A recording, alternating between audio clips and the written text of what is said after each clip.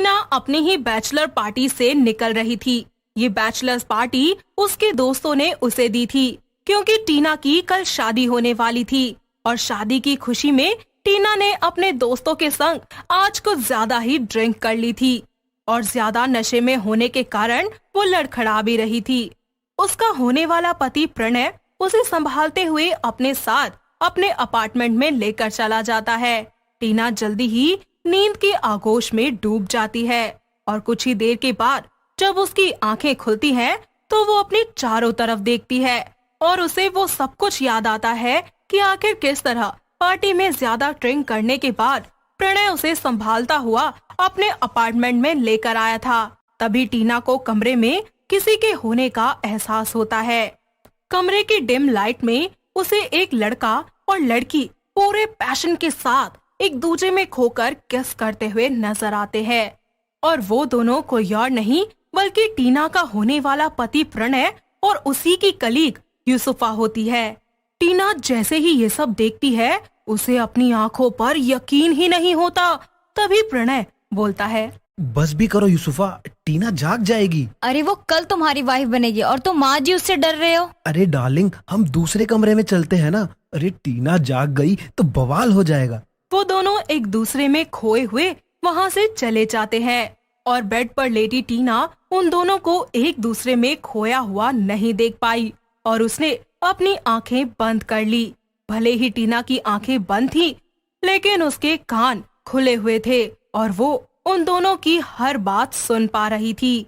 तभी यूसुफा प्रणय से बोलती है, नहीं प्रणय, मैं कुछ नहीं जानती, मैं यही करना चाहती हूँ उसके सामने। उनके सांसों की तेज आवाज और यूसुफा के शब्द सुनकर टीना आंखें खोलकर देखने का साहस करती है तो वो देखती है कि प्रणय और यूसुफा एक दूसरे के बेहद करीब है।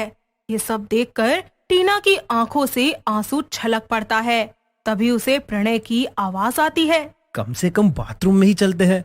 वैसे भी बाथटब तो तुम्हारा फेवरेट प्लेस है ना। ठीक है फिर तुम बाथटब भरो, मैं अभी आई। प्रणय के जाते ही यूसुफा टीना की तरफ बढ़ती है। उसे ऐसे आते देखकर टीना जल्दी से अपनी आंखें बंद कर लेती है।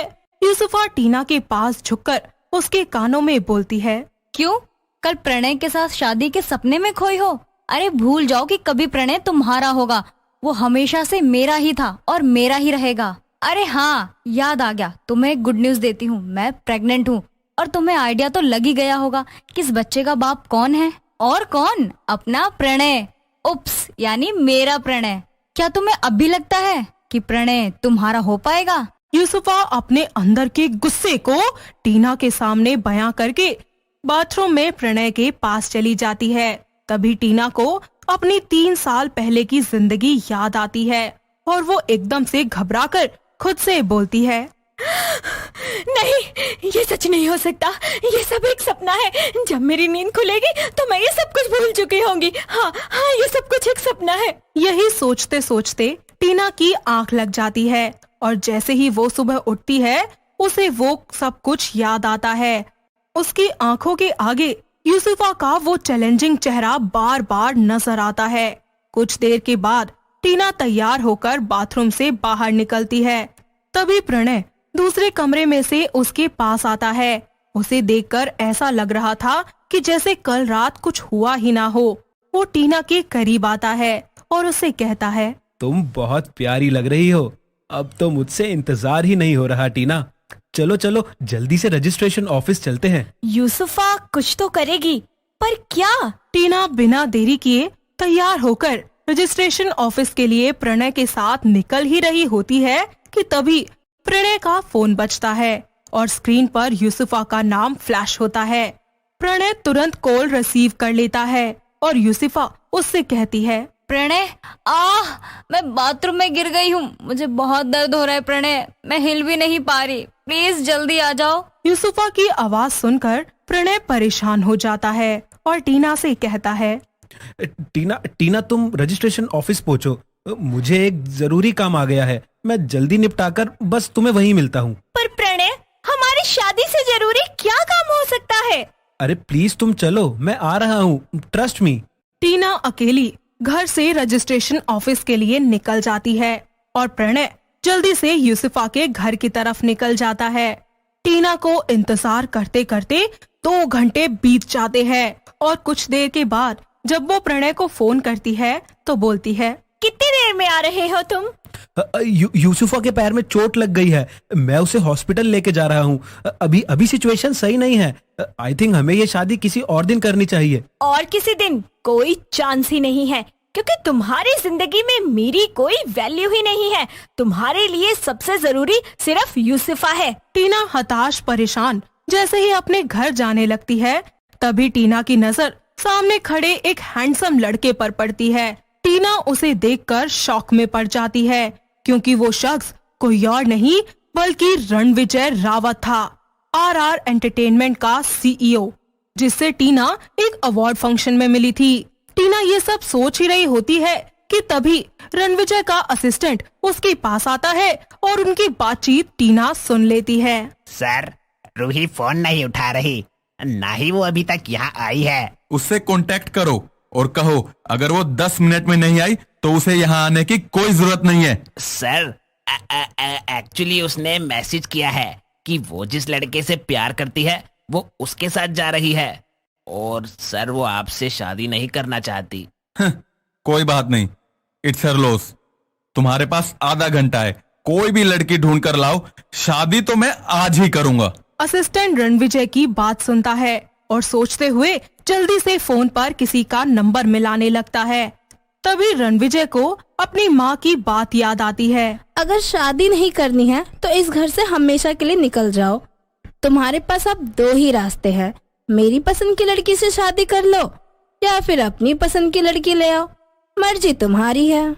ये सब देखकर और सुनकर टीना के दिमाग में एक आइडिया आता है और वो रणविजय के पास जाकर उससे कहती है, हेलो रणविजय जी, आप जिस लड़की से शादी करने वाले थे वो यहाँ नहीं आई, और मैं जिस लड़के से शादी करने वाली थी वो भी यहाँ नहीं आया।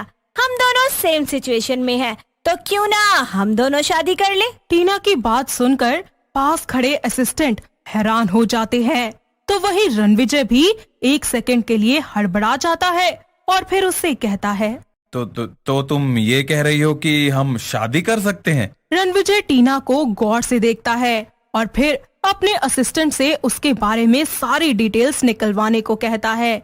असिस्टेंट टीना को पहचानता था, इसीलिए वो जल्दी से ही गूगल पर टीना का नाम डालकर सर्च करता है और सारी डिटेल्स रणविजय को दे देता है। डिटेल्स पढ़ने के बाद रणविजय टीना से कहते हैं, लेट्स गेट मैरिड। तुम्हें क्या लगा था प्रणय कि तुम्हारे दिए धोखे से मैं टूट जाऊंगी? नहीं, मैं तुम्हें पूरी तरह बर्बाद कर दूंगी। दोनों का मैरिज प्रोसीजर बहुत ही जल्दी पूरा हो जाता है। अब टीना ऑफिशियली टीना रणविजय रावत बन चुकी थी। टीना और रणविजय मैरिज रजिस्ट्रार के ऑफिस से बाहर खड़ी एक शानदार कार में बैठ जाते हैं। इससे पहले कि टीना कुछ कहती, रणविजय उससे बोलता है, थैंक यू फॉर मैरिंग मी। इसके बदले तुम्हें जो भी चाहिए तो मुझे बता सकती हो, मैं अरेंज करा दूंगा। मुझे कुछ नहीं चाहिए, बस मेरी 2 शर्तें हैं। हाँ, बेहिचक कहो, क्या शर्तें हैं? मेरी पहली शर्त, जब तक कि ऐसी कोई सिचुएशन ना आ जाए कि आपको बताना ही पड़े, तब तक आप प्लीज हमारी शादी को पब्लिक नहीं करेंगे। और दूसरी शर्त ये, आप मेरे पर्सनल मैटर में दखल अंदाजी नहीं करेंगे। और हाँ, मैं ऐसा कोई काम नहीं करूंगी जिससे हमारे रिश्ते में कोई भी प्रॉब्लम आए, चाहे वो किसी और आदमी के पास जाना हो या फिर उससे बात करना हो। तुम्हारे पास 6 महीने का समय है, तब तक तुम अपने सारे पर्सनल मैटर निपटा सकती हो। मैं तुम्हें तंग नहीं करूंगा, लेकिन उसके बाद हम शादी की अनाउंसमेंट सबके सामने करेंगे और एक ग्रैंड मैनर में रीति रिवाजों के साथ शादी करेंगे। थैंक्स। हम अब शादीशुदा हैं, तो हम अकेले नहीं रहेंगे और तुम भी मुझे बिना इन्फॉर्म किए कहीं नहीं जाओगी। और तुम्हारे पास 3 दिन है, तब तक तुम्हें जो भी साथ लेकर आना है ले आओ। कुछ ही देर के बाद टीना कार से उतर जाती है। तभी रणविजय का असिस्टेंट उससे पूछता है, सर, अब आप ऑफिस जाएंगे या अपने बंगले पर चलकर अपने परिवार को इस शादी के बारे में बताएंगे? लिसन, तुम इस टीना का पीछा करो और इसकी हर एक मोमेंट की खबर मुझ तक पहुंचाते रहो। इतना कहकर वो भी कार से उतर जाता है और टीना के बारे में सोचने लगता है। सोचते हुए रणविजय को याद आता है कि उसने टीना के बारे में 3 साल पहले बहुत कुछ सुना था। 3 साल पहले वो एक सेलिब्रिटी मॉडल थी जिसने सभी को पीछे छोड़ रखा था, लेकिन अचानक ही उसने कई बड़ी एंटरटेनमेंट कंपनियों के ऑफर को ठुकराना शुरू कर दिया, जिसके कारण उसे ब्लैकलिस्ट भी कर दिया गया। और फिर उसने प्रणय राय की एक छोटी सी कंपनी का कॉन्ट्रैक्ट साइन किया। इस खबर से पूरी इंडस्ट्री हैरान हुई थी कि इतनी बड़ी कंपनियों को छोड़कर इस छोटी सी कंपनी को उसने क्यों ज्वाइन किया। आखिर क्या है इस लड़की की कहानी?